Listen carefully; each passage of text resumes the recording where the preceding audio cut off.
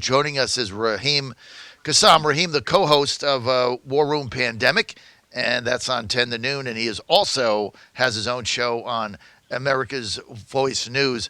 Raheem, great to have you with us, man. Hey, John, thank you for having me. Let's start with what happened last night in D.C. What's the deal there? Do you have any information on it? Oh, well, as you say, there's two sides to this story. The one side that the police seem to be telling right now is that they were in pursuit of somebody, and that person pulled out a firearm. The police responded to that, and a response to pulling out a firearm is that, especially if you're pointing at a police officer or pointing at a member of the public, is that you are going to get shot. You are going to get dealt with in pretty short order.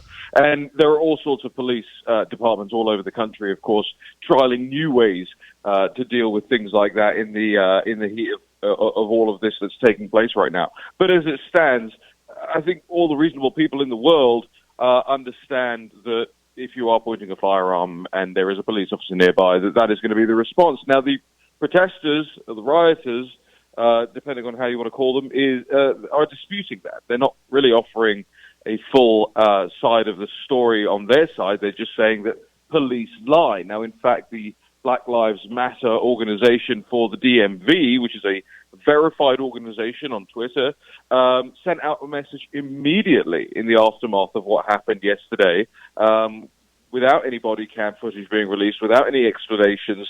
But they sent out a tweet that said, "Do not believe the police lie." Now, that's a very knee-jerk reaction, and I think it goes to the heart of what the president said the other day. Remember, President Trump, John, said that Black Lives Matter has been bad for black people. And I think this is the sort of thing he was getting at. Without taking a step back, without assessing what's going on, without trying to figure out what the body cam footage shows, people stormed this police station last night in southeast Washington, D.C. I believe in the sort of Anacostia area, and you probably know D.C. better than I do. But for me, that goes right to the heart of what the president was talking about. Because if and when it transpires that this person was pointing a gun at police or pointing a gun in front of police, around police officers, then what rationale could there possibly be for these protesters to say, "Oh, that's racist"? Because I would expect the same response regardless of your race, your color, or anything else from the police here in D.C. I mean, remember, John, these men and women are on tenterhooks constantly right now because of what's going on. But this is by design, of course. This is what the left wanted to achieve with this unrest. Well, it's backfiring on them politically now, isn't it? I mean, we just had Scott Rasmussen on a few moments ago, Raheem Kassam, and he has a stunning poll out that basically well over 50% of people that he polled are afraid, they fear for their safety, that the mobs and the rioters and the looters are going to come to their town. That's a stunning number. That's over 50%. This is Democrats, and it was 30% of Democrats are fearing the mobs are coming to their city. I couldn't believe that number. I mean, this whole thing is backfiring on them, isn't it? Politically. It depends, right. It depends on what you think the aim is here. If the aim is political power, then certainly it isn't going well for them. But if the aim is fear-mongering, then it's going extremely well. Right. Here's the thing: there are various elements, and I don't interchange some of these groups, but Black Lives Matter and Antifa are effectively one and the same right now. They operate within the same confines, within the same streets, within the same sort of vague leadership roles. They operate with the same initiative and the same activities. They want the same end goals at the moment. So they are one and the same. And if you look at what they're trying to achieve, there's no coherent political plan. There's no they've got some regard, defund the police. Oh, and then it wasn't defund the police. It was restructure the police. And then it was, let's have reforms to certain things.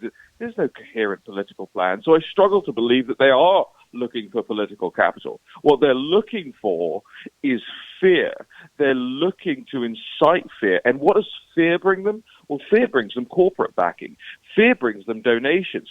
Fear brings them the people who put up signs in their windows agreeing with these people just because they don't want their property smashed. And in the long run, that's how you establish a tyranny, is through fear. You know what? The way you put that, I really never thought of it that way. But the fear is bringing the money. I mean, you look at the number of corporate. It's $1 billion operation now. All that money coming from institutional corporations in the U.S. is kind of stunning. I mean, I'm done with the NBA. I just can't take it anymore. But the last game I watched, they've come out in BLM shirts. They got it painted on the side of the basketball arena. When I first started watching baseball, the first week was painted on the back of the mounds. And then you go to Black Lives Matter website, and it's basically anarchy. And so you just scratch your head. But now I understand it the way you're presenting this, Raheem. It's about fear. Fear gets you money, right? Fear gets you an awful lot of money, and it's I have the same exact with the sport I follow most, which is the English Premier League. And when it restarted at the beginning of the summer, my team, Manchester United, walks out with Black Lives Matter on the back of their shirts instead of the player names.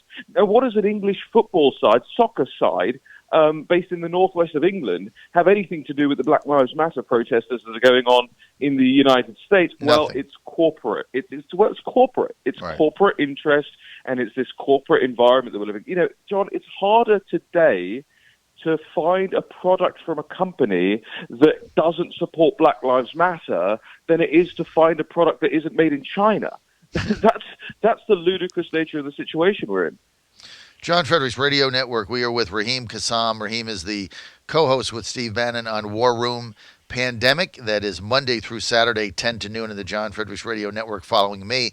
They're also on America's Voice News and The Dish, Channel 219. Also Newsmax at 11 p.m. Monday to Friday. Raheem, you've got a new TV show. I want to get to that, and then about the president retweeting you. You got a new TV show on America's Voice News. Tell us about that. What time is it? How did it come to be? Where do you do it? Give us the whole background. Yeah, well, thank you, John. Yeah, the National Pulse is the website that we do news investigations through. We're not a full-service news site. We're a news site that specifically functions to highlight issues that the rest of the media doesn't know about or won't touch, and that's going to be the subject of our conversation in a second, I think. But the National Pulse turned into more media content. We started doing more sort of podcast content, started doing more online content, more video content on Twitter and Facebook, and it just occurred to me, well, why aren't we turning this into a show? So I went to the America's Voice team. They're one of the fastest growing companies, let alone in the media industry, but companies in the entire country at the moment, based on their viewership numbers and their subscriber rates and how many homes they're in now. And I said, look, we have all of this exclusive investigative news content. Why don't we do an hour a day for you? And they said, we'll give you a shot. And so at 3 p.m. every day on the America's Voice Network, as you say, on Dish Channel 219, and it's live streamed on YouTube and Facebook Live and all of those other places as well. You can view, it's an hour's worth of deep dive into some of the topics that you might cover on the radio show or we might cover on the War Room, but we don't dedicate, a full hour to deep dive into that one particular topic. And we've had Nigel Farage on, we've had Congressman Jim Banks yesterday, we had Jack Brewer after his RNC speech as guests of the show so far. So it's going incredibly well. And as I say, it's on America's Voice at 3 p.m. and it's an hour of those sort of nuggets that you hear on the TV or on the radio or on a podcast. You go, I wish they would spend longer dissecting that and explaining that. Well, that's what we do at the National Pulse Show. Extremely interesting. The National Pulse Show, Raheem Kassam, that is 3 p.m. Eastern, and that is on America's Voice News. If you want to get that, it's not carried on our radio network, obviously. If you want to get that, it's really easy. All you have to do is download the America's Voice News app on any of your devices, and there he'll be when you tune it in and click on it at 3 p.m. every day, 3 to 4 p.m. Raheem, you got some love here. Paul in Mechanicsville texts in. He says, Raheem is great. I listen to him every day. Can't wait to start tuning in at 3 p.m. now that he's aware of that. Raheem, you sent a tweet out the other day that the President of the United States, Donald Trump, retweeted. You want to elaborate on that? Yeah, I do, and thank you, John, for the opportunity to do so. I was obviously incredibly grateful for the president shining some light on one of these investigations that we've been doing over the last week or so at the National Pulse website. And for your listeners who are interested, the website is thenationalpulse.com. It's pretty simple. What we've done, John, is I noticed immediately after the DNC that there was this kind of lay panic in Democrat circles. And so I started, as somebody who's worked in politics now for over a decade and has worked in campaigns for just as long, I understand political mindsets. And I understood in that in the mindset that Democrats were in, is that they were ready to hit their panic button. You always have panic buttons along the campaign trail. You know, whether you guys call something the October surprise, right? That's a form of a panic button. What it is it's something that you keep in the tank that is a big ding towards the other side. And sometimes you pick things that are defense mechanisms. So I was looking for the DNC's panic button after the convention, actively looking for something like that. And what I found was this sort of string of information that had been floated in the New York Times and the Atlantic and Vox about this, quote, bipartisan operation that they call the Transition Integrity Project. Now, they call it bipartisan because in addition to having people like John Podesta involved, they've also got people like Michael Steele, the former RNC chairman, people like Max Boot, who writes for the Washington Post, usually anti-Trump screeds, Bill Kristol, of course, avid never-Trumper. So they have a claim to bipartisanship from these never-Trumpers who want to see Trump unelected. And so they put this organization together with leftists and never-Trump Republicans, the Transition Integrity Project. And what the Transition Integrity Project's job is, self-appointed, by the way, since December 2019, rather, the Transition Integrity Project sees its job is to give legitimacy to whichever side they decide has won the election after November 3rd. So they're setting up a situation where they say, well, the president may well win the Electoral College, but the Electoral College isn't really that legitimate. And if Joe Biden wins the popular vote by enough, then he will have a more legitimate claim to the presidency. They're also saying, and here's the big one, that the president will probably win on election night. But in their words, they say the idea of election night is outdated and dangerous because in a time of COVID and the coronavirus, that there has to be a week, maybe longer, for mail-in ballots to be added to the count. And so Wolf Blitzer or the Associated Press or any of these guys will not be in a position and should not try and name a victor on election night. Now, that I saw taking place, and we did some digging into the Transition Integrity Project, and of course, it's backed by George Soros and the Open Society Institute, and it's also backed by this group called the Berggruen Institute, which is actually linked to the Chinese Communist Party. They have something called the 21st Century Council, upon which American figures like Fareed Zakaria sit. It's an advisory board, basically, to ship more jobs over to China. But it's also got Chinese Communist Party members on that board. So this is the institution we're talking about, the Transition Integrity Project. And then just 2 days ago, John, looking for more of those panic buttons, I saw this one DNC analytics firm. It's called Hawkfish. And they came out in Axios, very establishment news website. Good news website, but very establishment news website. They came out in Axios and said, the president of the United States, President Trump, will win a landslide, their words, a landslide on election night. But 4 days later, it will be overturned by the mail-in ballots. And this was just this big aha moment for me. And I realized exactly what was going on with all of this planning that they've been doing. So they've now got 2 transition integrity projects out there. The point of them is to march to the House on November the 4th when President Trump claims victory. And they're going to say, you're not the victor, we're the experts, we're going to testify in front of the House to prove that. I mean, there is actually a historical precedent for this in the United States as well, believe it or not. And then the second part of that is they're using this DNC analytics firm to launder that message to the public right now, to the point, John, where just moments before we came on air, Facebook announced that it will suppress information in election week that seeks to preemptively name a president of the United States. So it could turn out that on November the 4th, you wake up and you know that Trump has won, but the AP won't call it, the news agencies won't call it, and the social media companies will suppress it. That's my spiel. So the AP, CNN, New York Times, they won't call these states for Trump, even though he's ahead big. They want to wait until the mail-in ballots come in, right? Because that's the way right. the laws are is that it's got to be postmarked by a certain day. But again, I want to drill down on mail-in ballots, Raheem, because there's a lot of panic and confusion out there, right? So if you're in like a state like Virginia, then the mail-in ballots are absentee ballots. There's no other way to get a mail-in ballot. You have to go online, or you go there, or you send them something to get a ballot back to your address. You fill it out, you mail it back in by a certain date. That's completely legitimate. Everybody knows that absentee ballots are going to be way up because Democrats don't want to go vote because they're afraid to go outside or whatever their deal is. So everybody understands that. But those are legitimate ballots, and that's been going on for decades, right? But Right. That's not the fear, right? The fear is the states that are just mailing ballots out to everybody, and there's ballot harvesting, and there's fraud, and they pile up in apartment complexes. Nobody checks the signatures. But are there enough states that are doing that, and are any of the battleground states doing that? Well, so I'm not.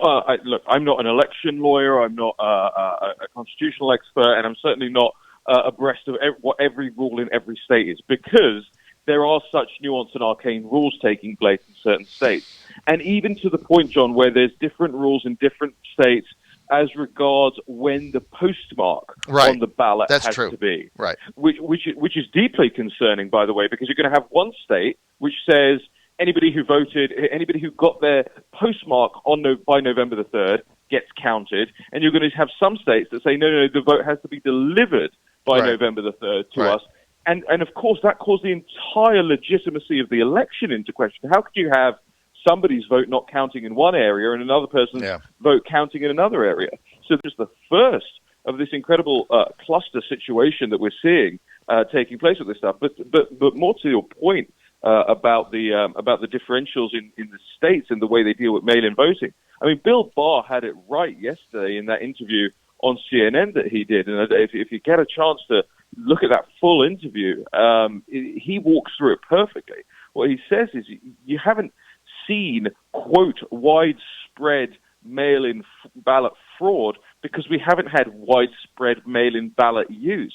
But you've even seen problems with the absentee ballot process, the counting on that process. You've actually had warnings by the Postal Service that they can't facilitate something this huge, and they know it already, and that's why they're playing the CYA game of putting those statements out now and saying that they can't handle a scale like this. And we also have precedent from around the world. For instance, in my country, my home country, in the United Kingdom, we use much more postal voting, mail-in ballots, than most Western countries do, and there is widespread postal voting fraud in the United Kingdom, to the point where we've actually removed elected officials because we've gone back after the fact and found so much fraud. I mean, I'm not talking about dog catchers here. I'm talking about a mayor in East London who had a budget of £1.2 billion a year.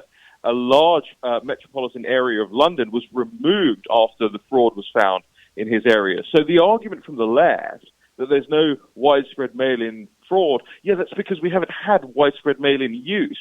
This is going to be the first time it's used, and there will be massive fraud as a result of it. Now, fraud can be intentional and fraud can be accidental. You could be defrauded out of your vote because somebody parked a truck on the wrong street and the truck got towed, and then when they got the truck back, the truck was empty, and there are all the ballots gone. Mm-hmm. But the fraud can also be intentional, and we know what that looks like, especially in the United Kingdom. With the Labour Party, we know what it looks like. Harvesting. We know what harvesting looks like. Oh, I'll take your ballot to the postal station. No problem. Just give it to me, Mrs. Biggins. It'll be fine. And that's what we're talking about here. So, John, the answer to your question is I don't have all the answers right now, But we are putting together an organization that will be looking into these things and will be put together within the next few days. Look, I'm really happy you're doing it, because the bottom line of this thing is, what I understand you're saying is that the pressure is going to be put on organizations that we normally rely on to call states not to call them because all the ballots aren't in. So what could appear to be a Trump victory on November 3rd, everybody is going to wait and see what these mail-in ballots are. And therein lies the fraudulent aspect of it. And now you've got Facebook cooperating with that. Raheem Kassam, thank you very much. I'll see you at 10 a.m. on the John Fredericks Radio Network.